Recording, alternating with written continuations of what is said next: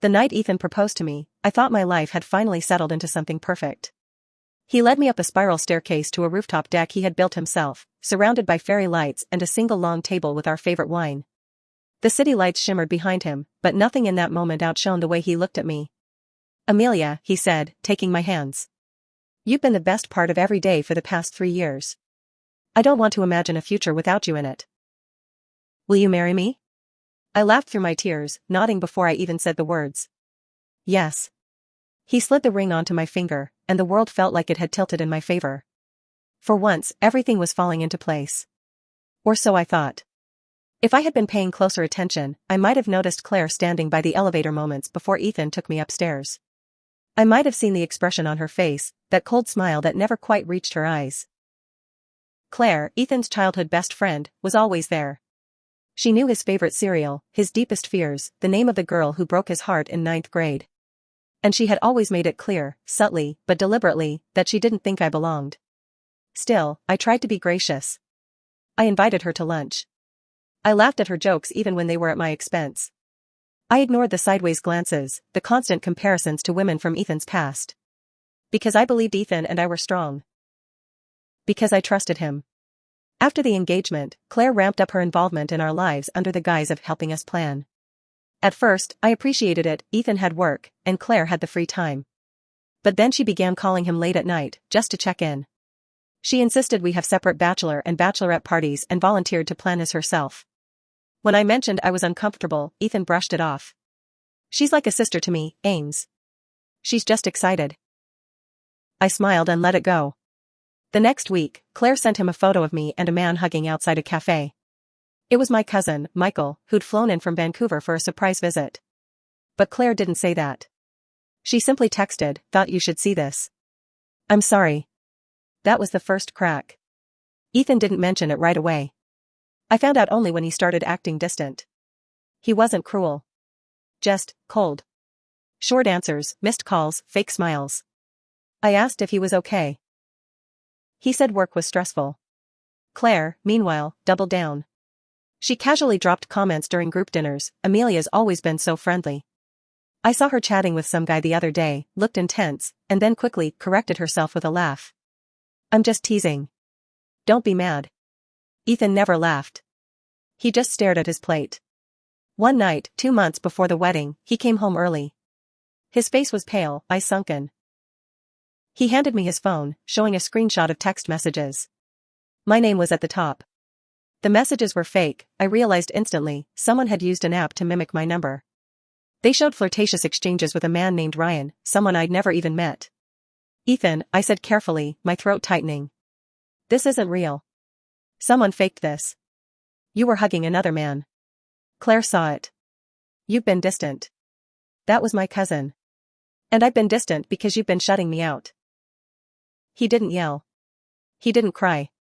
He just walked to the bedroom, pulled out a suitcase, and started packing. "You don't believe me," I whispered. He looked at me, and for a second, I saw something flicker in his eyes, pain, regret, maybe even love. But it was quickly buried. I don't know what to believe anymore. The silence between us swallowed everything we had built. I tried calling him the next day. He didn't answer. I went to his office. His secretary said he was away indefinitely. Claire blocked me on social media. A week later, I saw photos online of the two of them at a vineyard, her hand resting a little too familiarly on his chest. A month after that, I received a wedding invitation. His name. Her name. I don't know if they sent it as a formality or a final twist of the knife. Either way, I didn't go. Instead, I packed up my apartment and moved across the city. New job. New friends.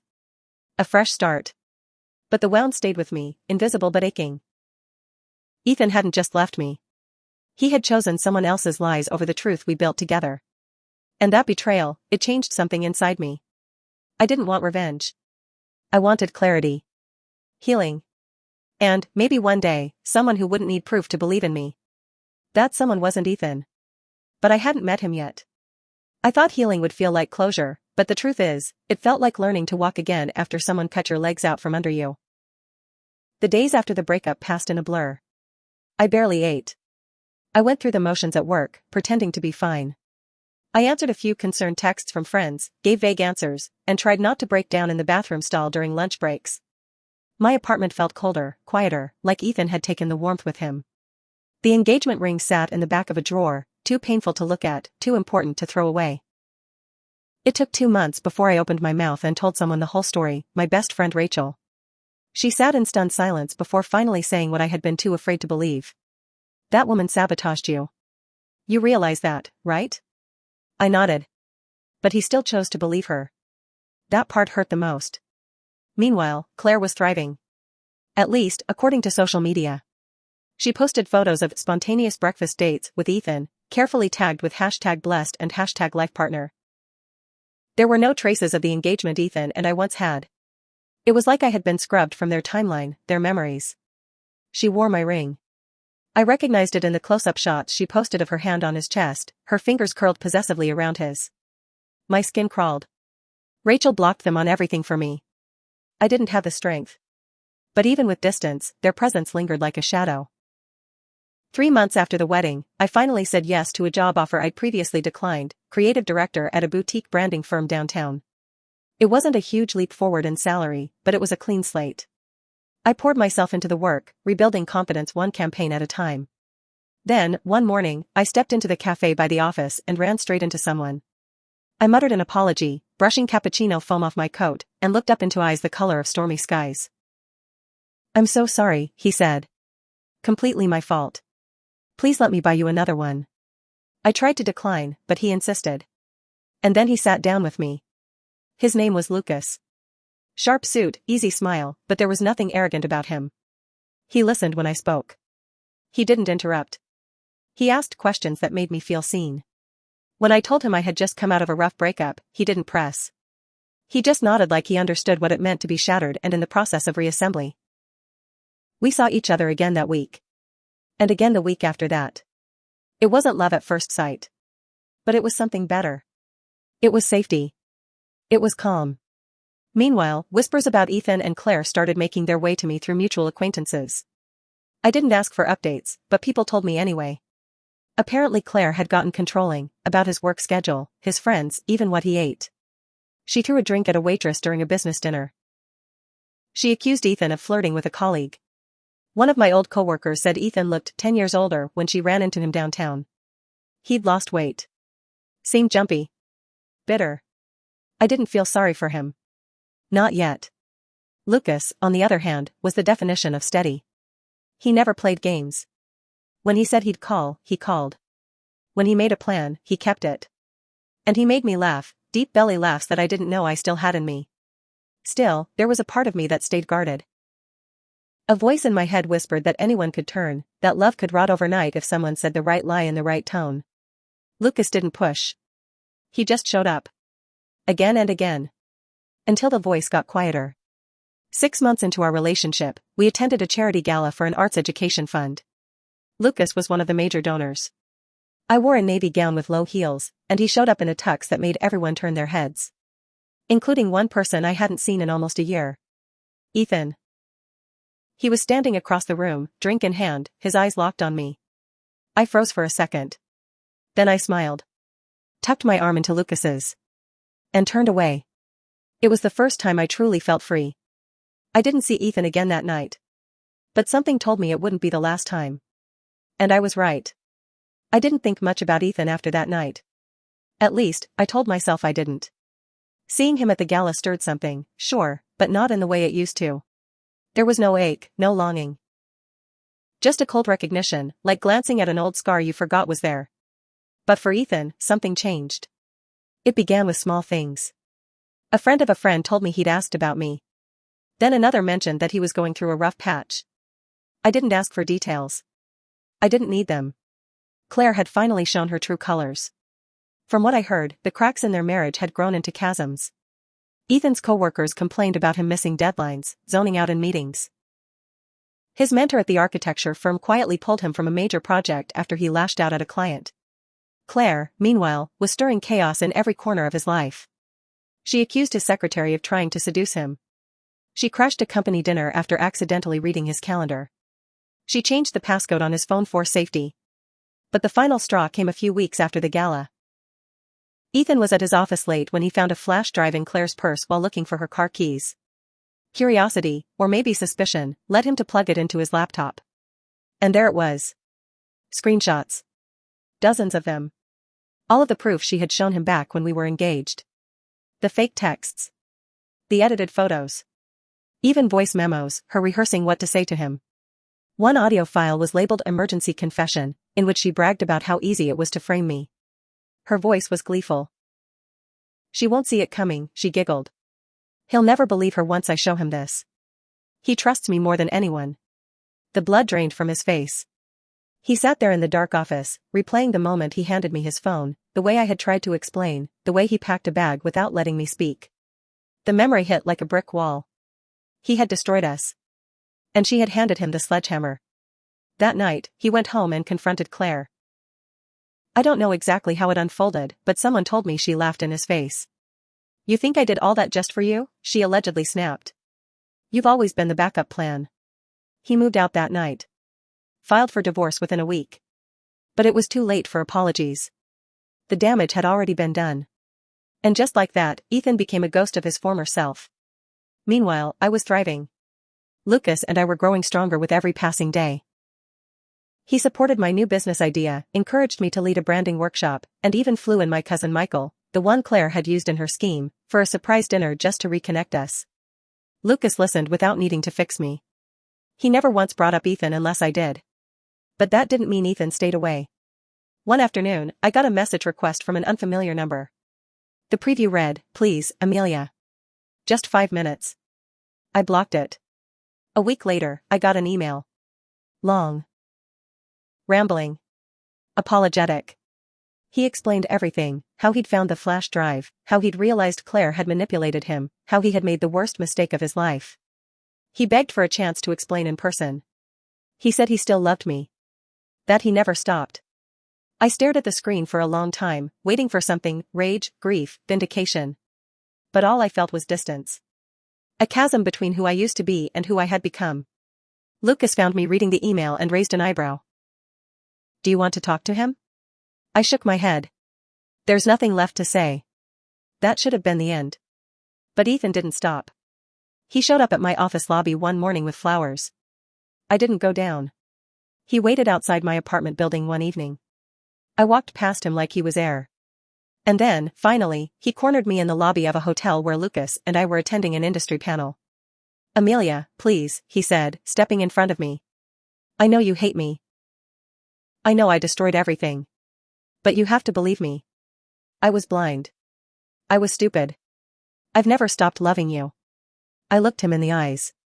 And for the first time in a long time, I saw the truth, not just about him, but about myself. I begged you to believe me, I said quietly. And you walked away. I was wrong, he whispered. Yes. You were. Lucas appeared beside me just then, slipping his hand into mine. He didn't say a word. He didn't need to. Ethan's gaze flickered between us. Then he stepped back, shoulders sagging like he had aged a decade. I just wanted to say I'm sorry. I gave him a small nod. Apology accepted. But forgiveness isn't a reunion. It's a release. And I walked away, hand in hand with the man who saw me clearly from the start. Ethan didn't follow. After that night at the hotel, Ethan finally stopped trying to reach out. Maybe he realized it was over. Maybe Lucas's presence finally made it real. Or maybe, deep down, he knew I had become someone who wouldn't crumble just because he regretted breaking me. But while he disappeared from my direct line of sight, whispers about his unraveling only grew louder. The architecture firm he once helped build quietly pushed him out of leadership. They cited creative differences, but everyone knew what it really meant. He'd become unstable, distracted, unreliable. Half-finished designs. Missed deadlines. Heated arguments in conference rooms. And all the while, Claire was still lurking around, even after their divorce. She was rumored to be dating one of Ethan's former friends, someone he had introduced her to years ago. Apparently, she made a habit of taking whatever Ethan loved and using it to wreck him. At first, I felt a flicker of sympathy. But then I reminded myself, he chose her. Over me. Over us. He didn't just fall for her lie. He defended it. He married it. He signed his life over to it. And when he realized the truth, he thought I'd be waiting. That I'd still be that same woman crying in the doorway, begging him to stay. But that version of me didn't exist anymore. My life had become something different. Something stronger. I'd started my own boutique agency with Rachel and two other brilliant women I'd met at the branding firm. We called it Ember Collective, a nod to how fire doesn't have to destroy. It can forge. It can illuminate. Our first few months were rough, like any new venture.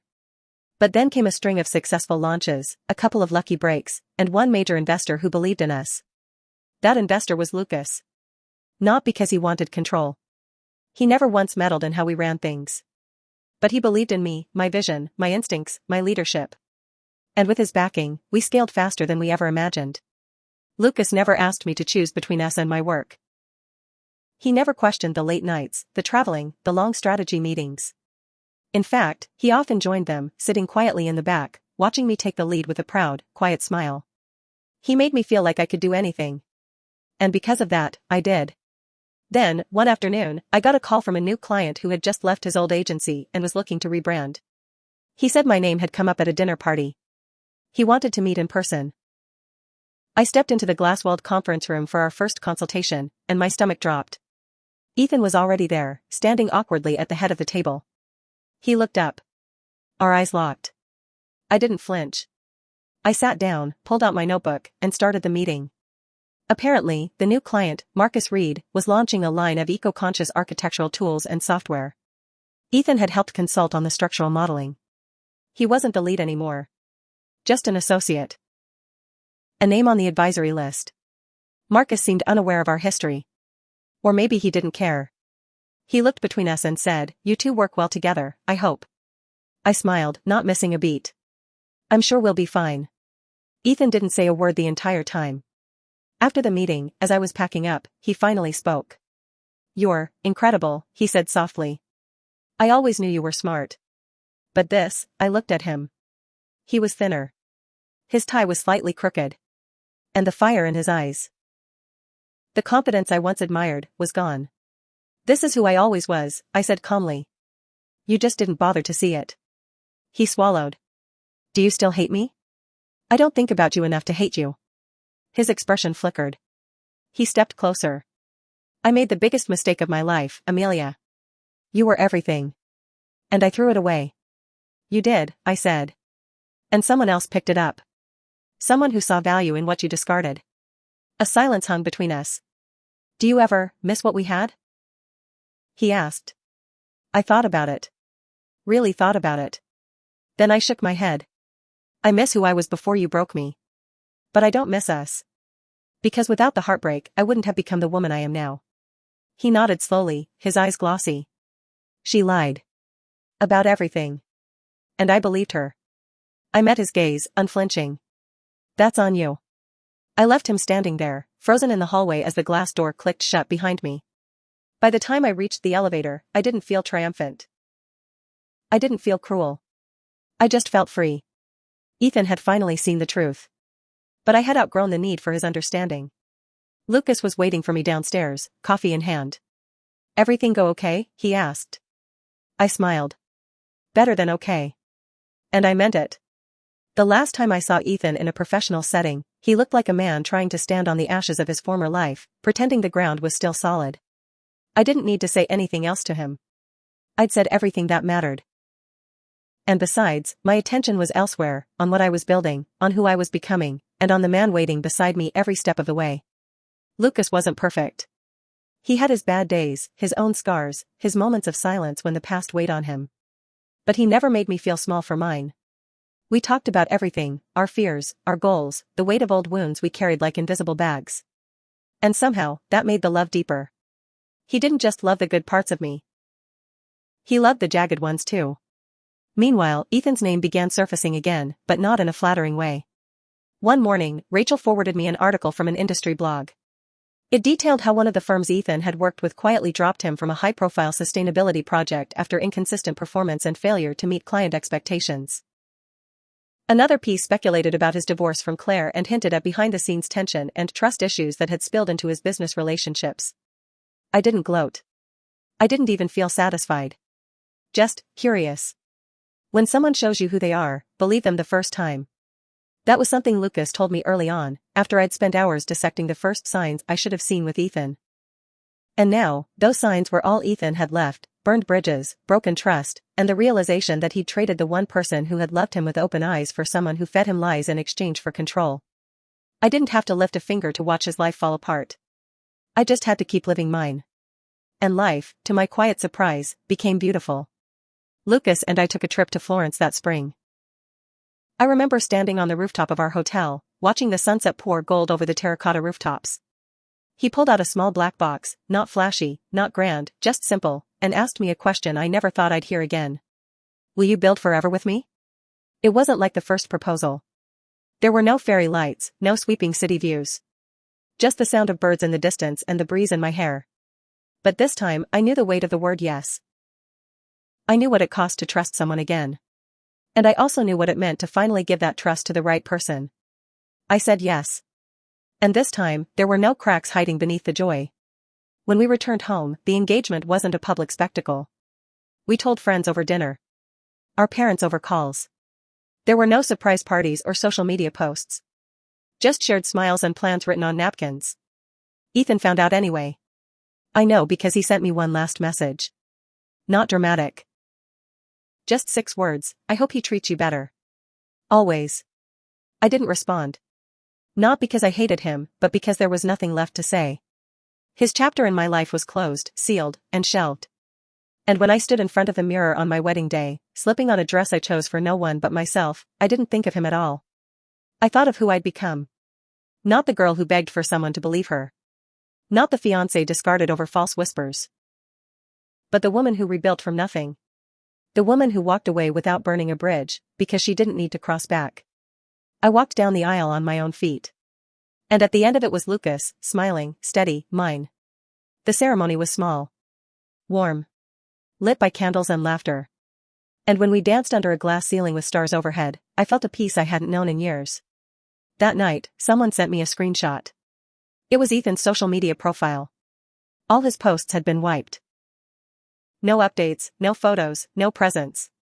Gone, like a ghost who had finally accepted he had no place in the living world anymore. And as Lucas kissed me on the rooftop under the same sky Ethan had once proposed beneath, I realized that some stories don't need revenge to end powerfully. Sometimes, moving on is the most powerful thing you can do. A year into our marriage, Lucas and I hosted a launch party for our firm's latest project. A mentorship initiative for young women entering creative industries. It was something close to my heart. I knew what it felt like to build from scratch, to doubt yourself because someone else made you feel replaceable. I wanted these women to start from a place of strength, not repair. The event was held at a rooftop venue downtown. The same skyline, but a different life. I gave a short speech, thanking our team and donors. I mentioned how pain had shaped me, but clarity had saved me. And when the applause ended, I looked out at the sea of faces and caught a glimpse of one I hadn't seen in over a year. Ethan stood near the back, alone. He wasn't there to cause a scene. He didn't try to approach. He just watched. There was no bitterness on his face, only something sadder. Regret, maybe. Or longing. But I didn't feel anything in return. Not anger. Not pity. Just distance. He left before the speeches ended. I only knew because Rachel saw him slip out. She asked me if I wanted to confront him. No, I said. I've said everything I needed to. And now he gets to live with the echo. What happened to Ethan after that was no longer part of my story, but pieces still floated back to me now and then. He took a job outside the city, something far smaller than what he once did. He moved into a quiet neighborhood, alone. Claire, after burning through Ethan's reputation, moved on to someone new. The industry whispered about her the way it always does about women who manipulate instead of build. She became infamous. He became forgotten. It's not that I wished either of them harm. But they wrote their story with deception and cowardice, and that kind of story never ends happily. Lucas and I, on the other hand, kept writing something entirely different. We didn't post every moment online. Our life wasn't curated for show. We had fights. We got tired. But we always circled back to each other. He never made me feel like I had to prove my worth. He knew it. He reminded me of it. One evening, we visited the gallery where one of my clients had an exhibit opening. A photographer had captured a series called Women Rising, portraits of women who had gone through betrayal, loss, or pain and found their power again. One of the images stopped me cold. It was of a woman standing in front of a mirror, her face turned to the side, her jaw sharp, her eyes distant. You couldn't see what she was looking at, but you could tell she wasn't looking back. I asked the artist who the model was. She used to work in publishing, the artist said. Bad breakup. Got cheated on. Guy married the mistress. Now she runs a tech startup and mentors other survivors. Told me she never wants to be photographed smiling again. She said, my power isn't in my joy. It's in the fire I walked through. I understood that feeling. After the gallery, Lucas and I took a walk through the city. It started to rain, but we didn't rush. We let it soak into our jackets, our hair, our laughter. You ever think about what might have happened if you never met me? He asked, half teasing. I'd probably be running a branding agency and spending too many nights watching bad reality TV, I said with a grin. And I'd be doing fine. But not like this. Not full. He nodded. Me neither. And we kept walking, hand in hand, through the wet, glowing streets. That night, curled against him in bed, I thought about the way life loops and wins. How heartbreak doesn't end you, it remakes you. How the worst thing someone does to you can become the beginning of the best thing you do for yourself. Ethan would spend the rest of his life trying to forget the sound of my voice the day I asked him to believe me. I would spend the rest of mine never needing his belief again. Because I had found something better than vindication.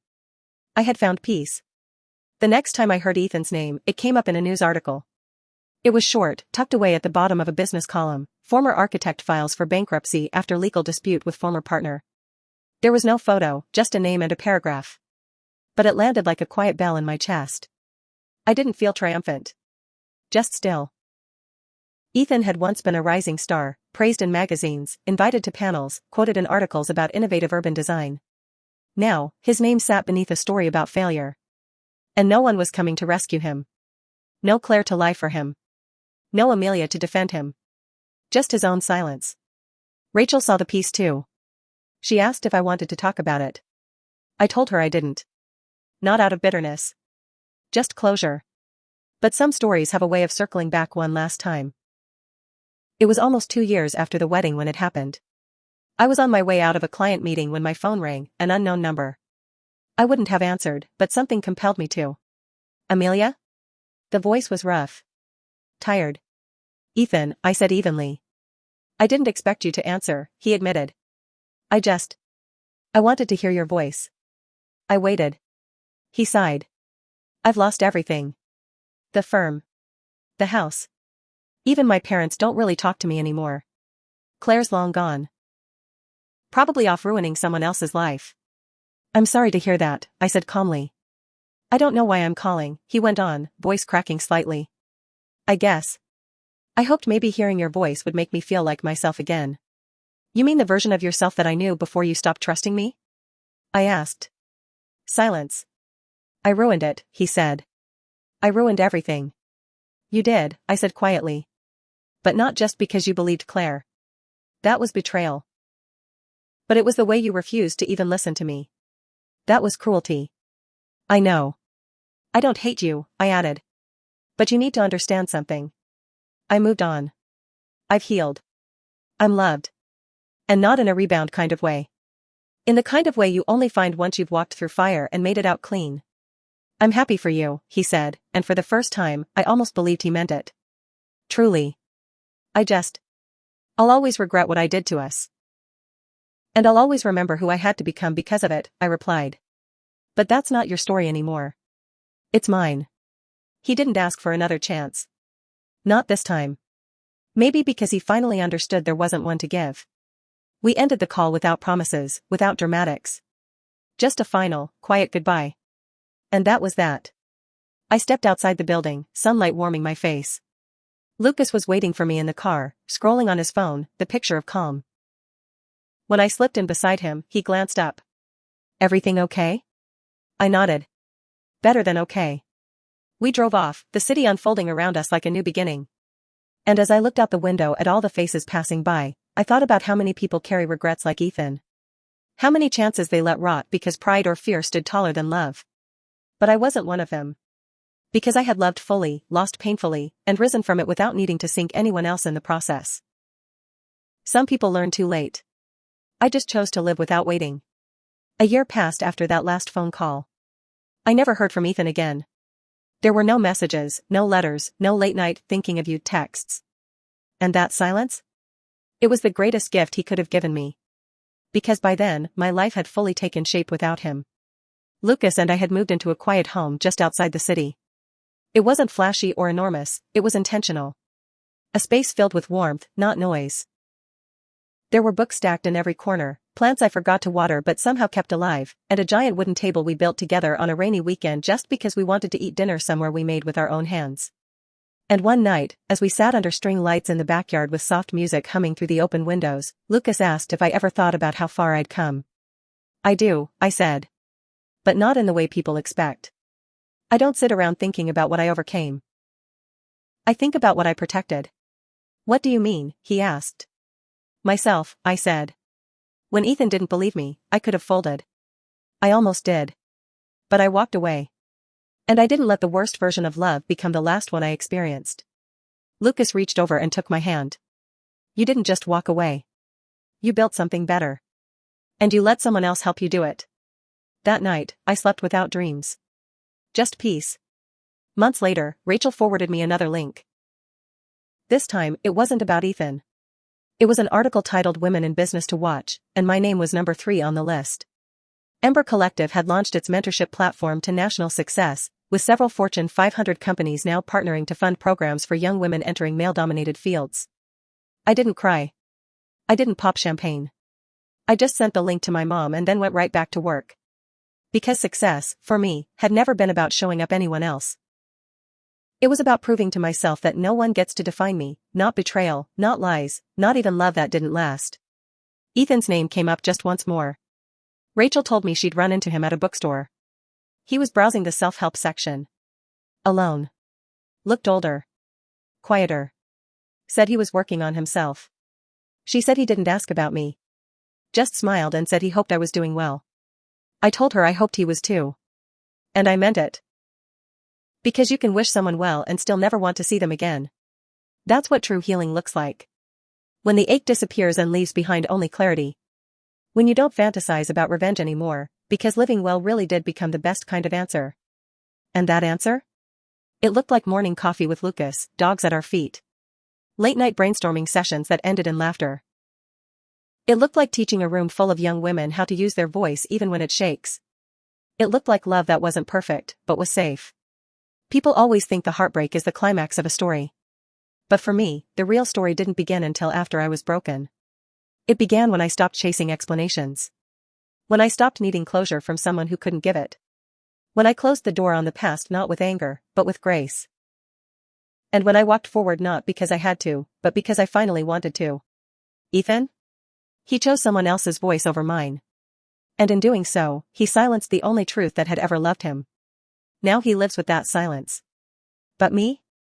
I live loud.